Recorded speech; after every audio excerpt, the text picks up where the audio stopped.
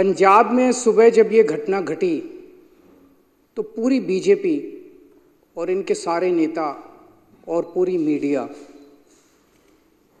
पंजाब में law and order की position को उठाना चालू कर दिया।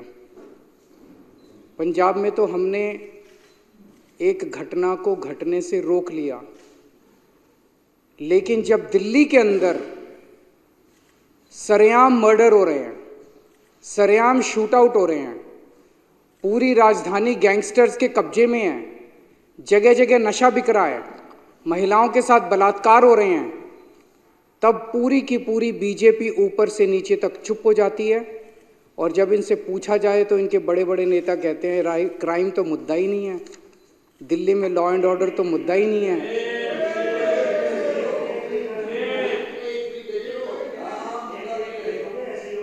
दिल्ली में खुलेआम लोगों के मर्डर हो रहे हैं और बीजेपी कहती है कि क्राइम मुद्दा ही नहीं है।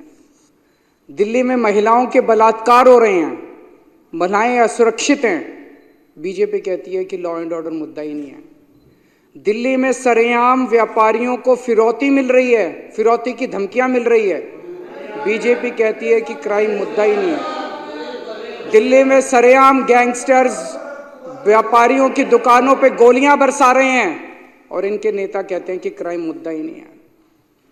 गृह मंत्री अमित शाह की सीधे सीधे जिम्मेदारी बनती है कि दिल्ली की कानून व्यवस्था को सुचारू रूप से चलाया जाए, और गृह मंत्री के घर के 20 किलोमीटर 30 किलोमीटर के दायरे के अंदर सरेआम शूट आउट चल रहे हैं, गैंगस्टर्स पूरा दिल्ली पे कब्जा कर चुके हैं और गृह मंत्री आराम से अपने घर में सो रहे हैं, उन्हें दिल्ली की कोई चिंता नहीं है।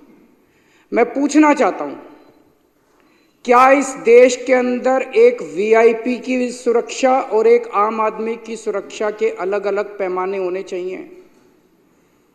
वीआईपी की भी सुरक्षा जरूरी है। आज सुखबीर बादल के ऊपर हमला हुआ, पंजाब पुलिस ने मुस्तैदी से उनकी सुरक्षा की, लेकिन जब दिल्ली के आम आदमी आज कल ट्रिपल मर्डर हुआ है देवली के अंदर, आज सुबह ट्रिपल मर्डर हुआ है।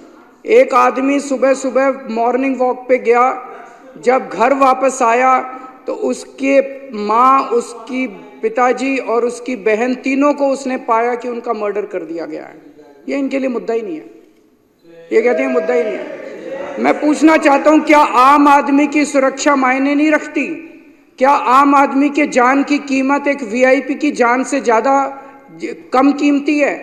आप उस लड़के से पूछो जिसके 3 लोगों की मौत हो गई, उसके लिए तो सबसे ज्यादा वीआईपी उसके माता पिता और उसकी बहन ही सबसे ज्यादा वीआईपी थे।